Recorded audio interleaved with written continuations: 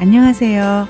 자유교회 이진우 목사가 보내드리는 아침 묵상입니다.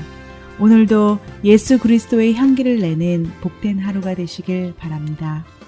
10월 19일 화요일 아침 묵상입니다. 오늘은 바나바와 사울을 보내리라 라는 제목으로 사도행전 13장 1절로 3절 말씀 묵상합니다. 안디옥 교회에 선지자들과 교사들이 있으니 곧 바나바와 니게르라 하는 시므온과 구레네 사람 루기오와 분봉왕 헤롯의 젖동생 마나엔과 및 사울이라. 주를 섬겨 금식할 때에 성령이 이르시되 내가 불러 시키는 일을 위하여 바나바와 사울을 따로 세우라 하시니 이에 금식하며 기도하고 두 사람에게 안수하여 보내니라. 오늘도 주님의 인도하심을 따라 사시는 하루 되시길 바라며 화요일 아침 묵상 시작합니다. 안디옥 교회는 레위 지파 출신의 정통 유대인 바나바, 흑인 노예 출신의 시므온, 무명의 이방인 루기오, 귀족 지배층 출신의 마나엔, 그리고 초대교회를 박해했던 사울이 지도자로 있던 교회였습니다. 안디옥 교회를 이끌던 5명의 지도자들은 모든 면에서 너무나 달랐던 사람들이었습니다. 아마 이들이 교회가 아닌 세상의 일로 만났다고 한다면 같은 식탁에 앉아 식사도 하지 못할 정도로 이질적인 사람들이었습니다.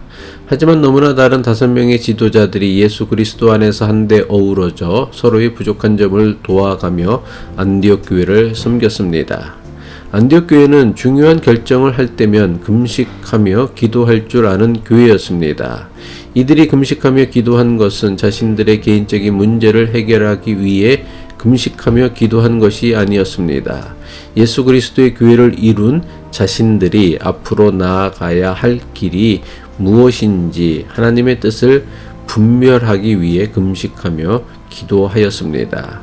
금식 기도에 대한 응답으로 성령님께서 주신 말씀은 하나님께서 지시하는 일을 위해 바나바와 사울을 따로 세우라는 말씀이었습니다. 사도행전 13장 2절이죠. 주를 섬겨 금식할 때 성령이 이르시되 내가 불러 시키는 일을 위하여 바나바와 사울을 따로 세우라 하시니. 하나님께서 안디옥 교회에 바나바와 사울을 따로 세우게 하신 이유는 이들을 세상으로 보내어 예수 그리스도의 복음을 전파하기 위함이었습니다. 요즘으로 치면 바나바와 사울을 선교사로 파송하라는 말씀입니다. 금식하며 받은 하나님의 뜻을 이루기 위해 안디옥 교회는 또다시 금식하며 기도한 다음에야 바나바와 사울을 파송하였습니다. 사도행전 13장 3절이죠. 이에 금식하며 기도하고 두 사람에게 안수하여 보내니라. 금식하며 기도하고 나서야 바나바와 사울을 떠나 보냈다는 사도행전의 기록은 안디옥 교회가 두 사람의 지도자를 보내는 것이 결코 쉬운 일이 아니었음을 알 수 있는 부분입니다. 일반적으로 교회는 자신들을 도와줄 조력자를 얻기 위해 간절히 기도합니다. 하지만 안디옥 교회는 자신들의 지도자들을 다른 사람들을 돕는 조력자로 보내기 위해 금식하며 기도하였던 것입니다. 우리말 성경이 보내다라고 번역한 헬라어 언어의 뜻은 놓아주다 혹은 풀어주다의 의미가 있습니다. 다시 말해 안디옥 교회가 바나바와 사울을 보내기 위해서는 먼저 안디옥 교회 교인들이 바나바와 사울에게 의지하였던 마음을 풀어야 했습니다. 떠나야 하는 바나바와 사울 역시 안디옥 교회에 대한 마음을 놓아야만 안디옥 교회를 떠나 주님이 가라는 곳으로 갈 수 있습니다. 누군가를 보내거나 떠나기 위해서는 먼저 자기 자신으로부터 매인 것을 풀어 놓아야 보내거나 떠날 수 있습니다. 마음에서 풀어 주지 않으면 보내도 실은 보내는 것이 아닙니다. 마음에서 놓지 않으면 떠나도 실은 떠나는 것이 아닙니다. 많은 부모가 자식을 결혼시켜 분가시키면서도 마음으로부터 자식을 풀어주지 않습니다. 부모를 떠나 분가하는 자식도 마찬가지입니다. 분가하면서 부모에게 의존하던 마음을 놓아야 하는데 그렇지 못합니다. 그 결과 비록 몸은 부모로부터 분가했지만 여전히 부모에게 얽매여 자신들 혼자서는 아무것도 하지 못하는 자녀들이 갈수록 너무나 많습니다. 안디옥 교회가 자신들의 지도자였던 바나바와 사울을 따로 세워 보내는 것이 결코 쉽지 않았습니다. 만약 안디옥 교회가 자신들만을 위해 바나바와 사울을 보내지 않고 붙잡고 있었다면 예수 그리스도의 복음은 안디옥 교회에서 멈춰버리고 말았을 것입니다. 하지만 안디옥 교회는 금식하며 기도하고는 지금까지 자신들이 의지하던 바나바와 사울을 떠나 보낼 수 있었습니다.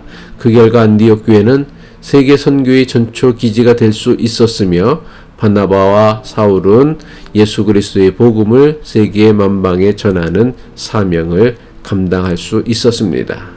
교회는 크게 두 가지 모습으로 존재합니다. 하나는 모이는 교회로 존재하며 다른 하나는 흩어지는 교회로 존재해야 합니다.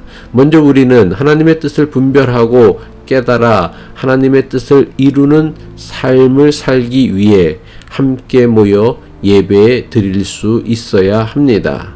예배를 통하지 않고는 우리는 하나님의 뜻을 바르게 분별할 수도 없으며 하나님의 뜻을 위해 살아갈 힘과 능력을 얻지도 못합니다. 그래서 교회는 반드시 함께 모여 예배하는 일에 온 힘을 쏟아야 합니다. 이것을 모이는 교회라고 합니다. 모이는 교회로 하나님의 뜻을 분별하고 깨달았으면 이제 자신이 분별하고 깨달은 사명을 가지고 세상에 흩어져야 합니다.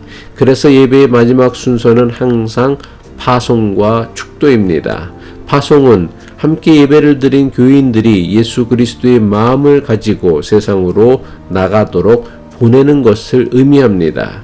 축도는 교인들을 세상으로 보내며 예수 그리스도가 주시는 힘과 능력으로 세상에서 흩어지는 교회의 사명을 잘 감당하도록 축복하는 것입니다. 마치 안디옥 교회가 바나바와 사울을 안수하고 보내는 것처럼 말입니다. 우리가 교회로 모이는 가장 중요한 이유는 세상으로 잘 흩어지기 위함입니다.